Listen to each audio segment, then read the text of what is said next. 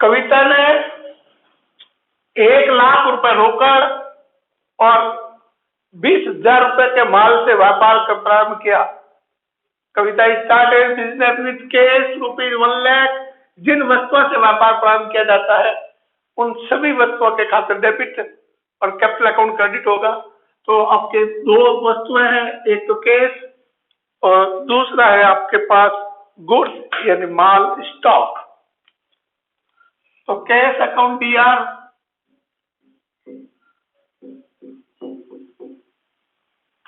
1,00,000,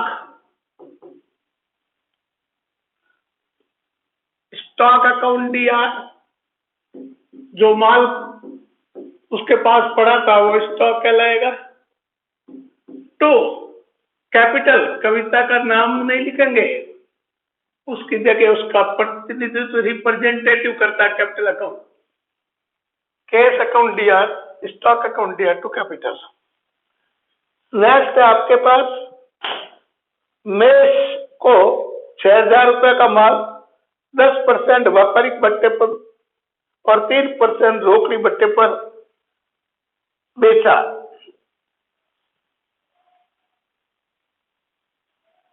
छह हजार रुपए का माल 10% व्यापारिक भट्टा और 3% रोकड़ी भट्टे पर बेचा।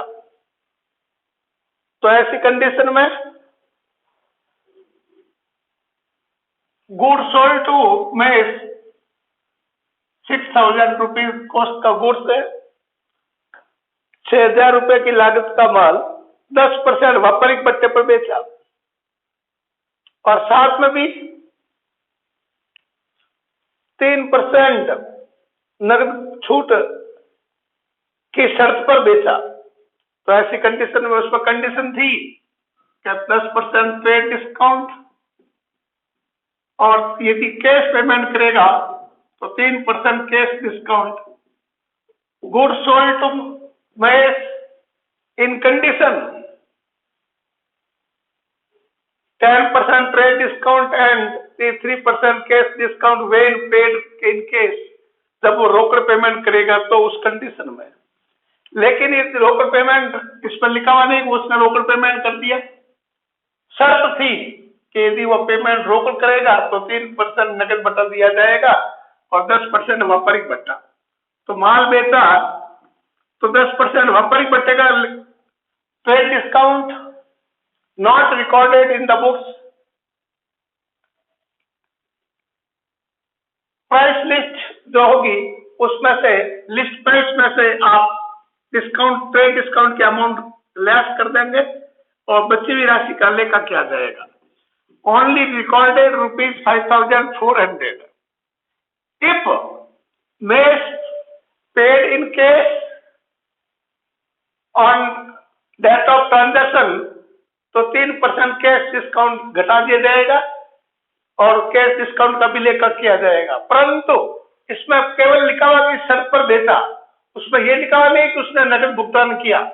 तो इसका अर्थ ये हुआ कि ये उधार सौदा है, बेचा तो सेल्स अकाउंट क्रेडिट होगा और पार्टी का खाता मेष अकाउंट DR होगा। Mesh account DR to sales account.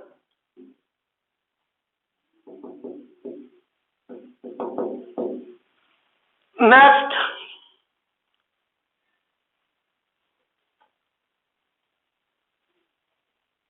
मेष को माल भेजने पर 500 रुपए गाड़ी भाड़े का चुकाए जो मेष से लेना है।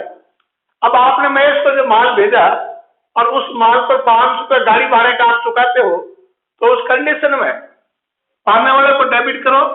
ये खर्च जो पेमेंट कर रहे हैं वो मेष की ओर से कर रहे हैं, तो पाने वाला मेष ही कहलाएगा। मेष का खाता डेबिट होगा। और आपने रोकड़ पेमेंट किया, आपके लिए ये खर्च नहीं था, खर्च उसके लिए था। आपने तो रोकड़ पैसे दिए, गाड़ी भाड़े के पैसे आपने चुकाए। आपने मेष को माल बेचा था, लेकिन माल भेजते समय उसका भाड़ा हुआ 500 रुपए और भाड़ा भी ये व्यापारी कविता खुद चुकाती है। तो इसका अर्थ ये हुआ कि ये मेष का खर्चा चुकाया जा रहा है। तो उस कंडीशन में मेष को डेबिट करेंगे और रोकड़ जाएगा कैश अकाउंट को क्रेडिट किया जाएगा। तो एंट्री होगी Mesh account DR to cash. Next है, गोपाल से 7,000 रुपए का माल खरीदा और आधा नकद भुगतान किया। Goods purchase from Gopal and half payment in case. Gopal से 7,000 रुपए का माल खरीदा। Goods purchase from Gopal ₹7,000 and 50% paid in case. 50% रोकड़ पेमेंट किया। खरीदा, क्या खरीदा? उस अकाउंट को डेबिट करिए, माल खरीदा। तो ऐसी कंडीशन में माल खरीदेंगे तो परचेज अकाउंट डीआर होगा। परचेज अकाउंट डीआर 7,000 रुपए, आधा रोकड़ है तो लिख दो टू कैश, और उधार है वो लिख दो पार्टी का नाम। पार्टी का नाम है गोपाल। आधा आधा।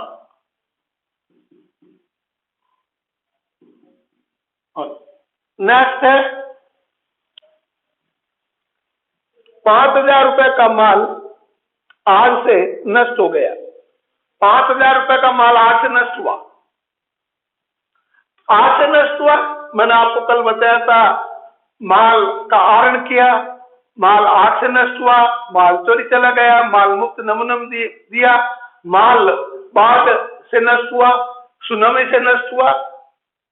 तो ये इस प्रकार के मुक्त नमूने फ्री सैंपल में दिया। ये जितनी भी कंडीशन है उस कंडीशन में परचेज अकाउंट हमेशा क्रेडिट होगा, और ये जो कंडीशन होती है वो उसका खाता डेबिट होगा। तो ऐसी कंडीशन में आग से माल नष्ट हुआ, लॉस बाय फायर अकाउंट दिया।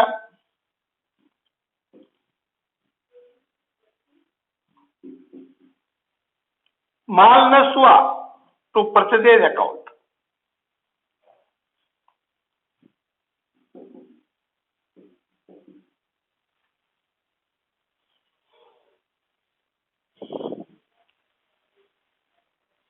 बीमा कंपनी द्वारा केवल 4,000 रुपए का दावा स्वीकार किया गया। ये तारीख थी 10 तारीख को माल का नुकसान हुआ, 12 तारीख को बीमा कंपनी इसके संबंध में दावा स्वीकार करती है 4,000 का। 5,000 का माल नुकसान हुआ, बीमा कंपनी 4,000 देती है, तो घाटा कितना हुआ? 1,000 की हानि हुई। अपने जो अकाउंट खोला था लॉस बाय फायर, ये अकाउंट बंद कर देंगे और उसमें 4,000 रुपए तो आपके पास बीमा कंपनी देगी, लिख देंगे इंश्योरेंस कंपनी अकाउंट दिया। 1,000 का नुकसान होगा, इसको प्रॉफिट एंड लॉस अकाउंट डाल देंगे, प्रॉफिट एंड लॉस अकाउंट दिया। और ये खाता खुला था लॉस बाय फायर, ये अकाउंट को आप बंद कर देंगे और लिख देंगे टू लॉस बाय फायर। तो ऐसी कंडीशन में आपके बीमा कंपनी द्वारा 5,000 रुपए का माल नष्ट हुआ था, बीमा कंपनी आपको 4,000 रुपए का दावा स्वीकार करती है, तो 4,000 रुपए आप इंश्योरेंस कंपनी से प्राप्त कर लेंगे। 1,000 का सिर्फ नुकसान होगा। तो जिस कंपनी से आपको पैसा मिलेगा उस कंपनी का नाम डेबिट कर दो। इंश्योरेंस कंपनी अकाउंट डीआर 4,000 रुपए, एक घाटा पड़ा 1,000 का। Profit and loss account DR 1,000 रुपए। टू लॉस बाय फायर, जो पहले अकाउंट खुला था उस समय ये नहीं था क्या पता क्लेम मिलेगा या नहीं मिलेगा, पूरा घाटा मान करके एंट्री की थी लॉस बाय फायर दिया तो परचेज। अब क्लेम एक्सेप्ट हो गया, तो जितना क्लेम एक्सेप्ट हो गया उतना इंश्योरेंस कंपनी अकाउंट दिया, जितना घाटा हुआ प्रॉफिट एंड लॉस अकाउंट दिया, तो लॉस बाय फायर अकाउंट।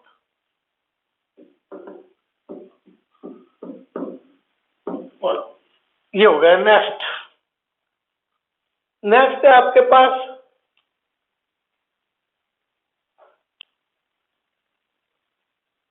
मेष से आधी राशि भुगतान की प्राप्त हुई। आपने मेष को पहले उधार बेचा था, ये रहा मेष, आधी राशि प्राप्त हुई और तारीख थी, बेचने की तारीख थी आपके 3 तारीख को माल बेचा, आधी राशि 15 तारीख को आई, तो आधी राशि होती है इसकी 2,300 रुपए। क्या कि 5400 रुपए का बेचा था आपने।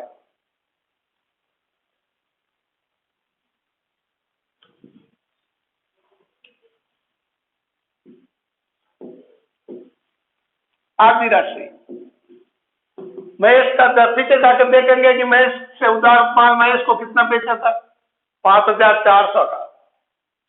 इसकी आधी राशि 2700 रुपए ये प्राप्त हुई, लेकिन वो डिस्काउंट की छूट थी कितने दिन के अंदर थी?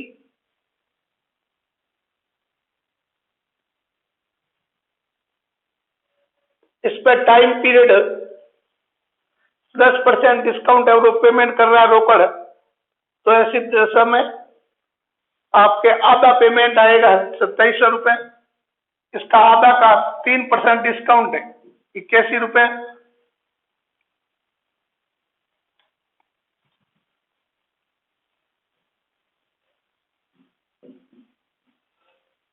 ₹619 आपके पास रोकड़ पेमेंट आएगा।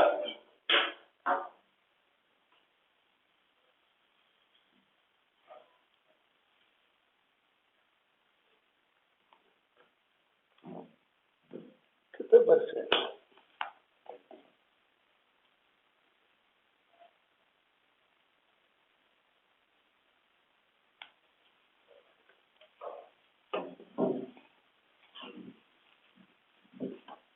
पेमेंट हुआ प्राप्त,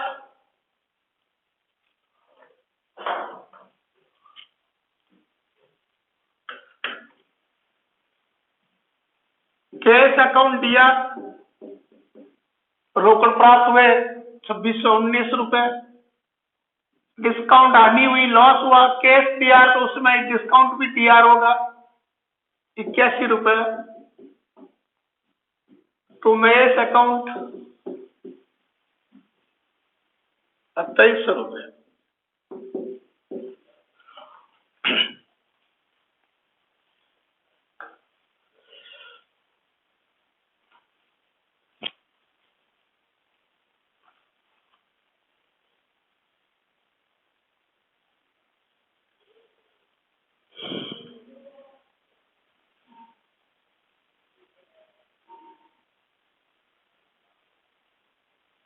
बीमा कंपनी से क्लेम की राशि प्राप्त हुई, या इंश्योरेंस कंपनी से पैसे प्राप्त हुए, बैंक अकाउंट दिया या कैश अकाउंट दिया, क्योंकि कैश तो आएगा नहीं, आपको चेक आएगा बैंक में जाएगा, इसलिए बैंक अकाउंट दिया तो इंश्योरेंस कंपनी।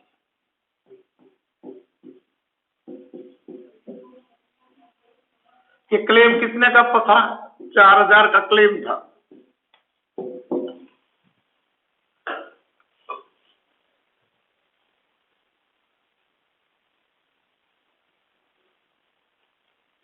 मोहनलाल से 20,000 रुपए और 10,000 रुपए का क्रमश नकद और उधार माल खरीदा।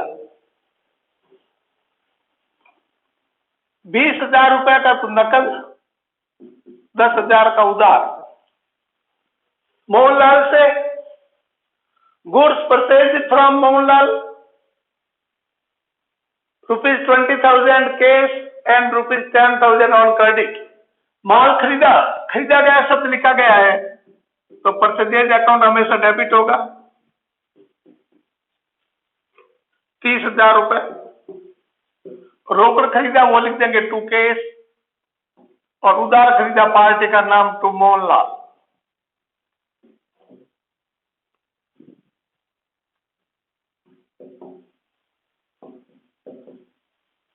गुड्स परचेज्ड फ्रॉम मोहन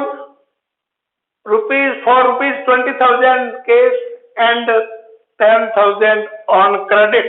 खरीदा, क्या खरीदा? माल। तो जो भी वस्तु खरीदी जाती है उसका खाता डेबिट कर दो। माल खरीदा तो परचेज अकाउंट डीआर होगा। माल के अलावा कोई भी वस्तु खरीदो उस वस्तु का खाता डेबिट होगा। फिर क्रेडिट किसको करेंगे? यदि रोकड़ खरीदा है तो लिख दो टू कैश, और उधार है तो उस पार्टी का नाम।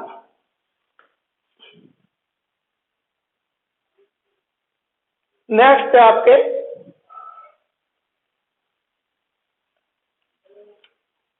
व्यापार हेतु 25,000 रुपए की मशीन खरीदी, और उसकी स्थापना में 1,000 रुपए चुकाए। मशीन खरीदी 25,000 रुपए की और उसकी स्थापना के 1,000 चुकाए। जब कोई भी स्थायी संपत्ति खरीदी जाती है तो उसको प्रयोग में नहीं लाएंगे तब तक उस पर जितने भी खर्च किए जाते हैं वो पूंजीगत खर्च माना जाता है, कैपिटल एक्सपेंडिचर। तो ऐसी कंडीशन में ये मशीन अकाउंट डीआर होगा। 25 स्थापना का जो खर्चा है ये भी मशीन डीआर होगा, ये कैपिटल एक्सपेंडिचर होगा जब तक आप स्टार्ट नहीं करोगे। 25 ने 26,000 रुपए प्रविष्टि होगी, machinery account DR to cash.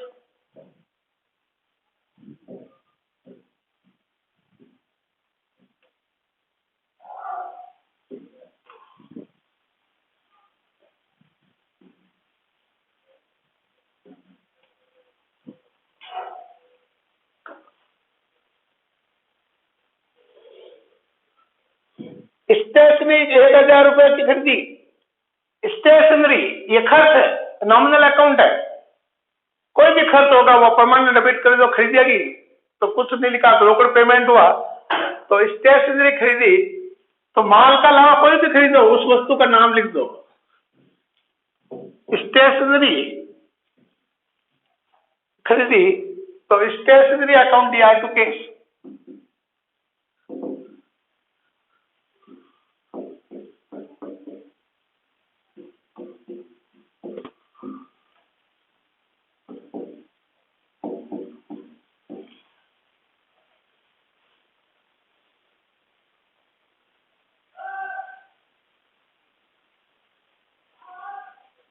और सुमित को 10,000 रुपए का माल 10% व्यापारिक बट्टे पर बेचा।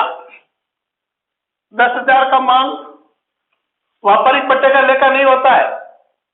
Trade discount amount of trade discount deducted from list price 10% rupees 1,000 recorded in books only rupees 9,000।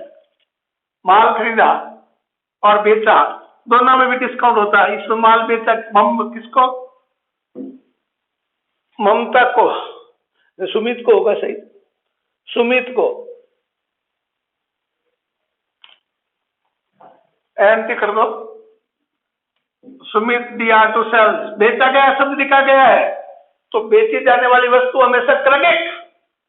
इसमें माल बेचा तो सेल्स अकाउंट क्रेडिट होगा। किसको बेचा? उसका खाता सुमित अकाउंट डीआर।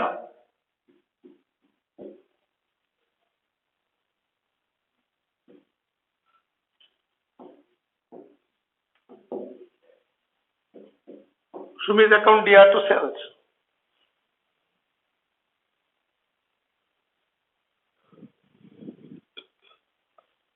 सुमित से आधी राशि प्राप्त हुई।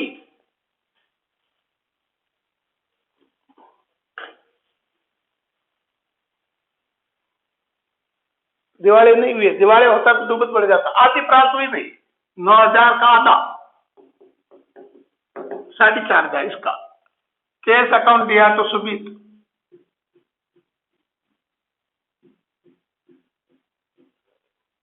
आधी राशि प्राप्त हुई। सुमित को पहले माल कितना बेचा वो पीछे देखो, आपने रिकॉर्ड की एंट्री उसमें देख करके पता लगाइए कि माल कितना बेचा कि 9,000 का। फिर उसका आधा कितना हुआ 4,500 रुपए। तो प्राप्त कितने हुए 4,500। 4,500 फिर बाद में आएंगे, अभी कुछ नहीं कहेंगे। आगे बढ़िए आप। 25,000 रुपए की मोटरसाइकिल खरीदी एक निजी प्रयोग के लिए, पैसे व्यापार से निकाले। Purchase motorcycle for personal use, घर काम के लिए मोटरसाइकिल खरीदी तो ड्राइंग अकाउंट डीआर होगा। मोटरसाइकिल नहीं होगी भाई, घर प्रयोग के लिए खरीदी। लोग के लिख देते हैं motorcycle, drawing account DR to case.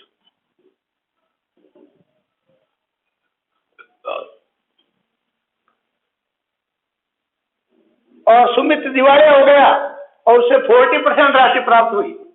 तो आपने सुमित को उधार माल बेचा था 9,000 रुपए का, उसमें से आधी राशि प्राप्त हो गई थी 4,500 रुपए। अब आप सुमित में पैसे मांग रहे थे 4,500, दिवालिया हो गया और उससे केवल 40% राशि प्राप्त हुई। तो जो राशि प्राप्त होती है उसके बराबर की राशि से कैश अकाउंट दिया। जब कोई व्यक्ति दिवालिया हो जाता है और उसकी संपत्तियों से राशि प्राप्त नहीं कर सकते हैं, व्यक्तिगत संपत्तियों से, तो जो प्राप्त राशि नहीं हुई वो लॉस है और उसको बेडर्स कहा जाता है, डूबत ऋण। 40% प्राप्त हुई, 1800 रुपये बने 40%। तो जो राशि प्राप्त हुई कैश अकाउंट दिया, जो डूब गए, जो प्राप्त नहीं हुए वो डूबत है।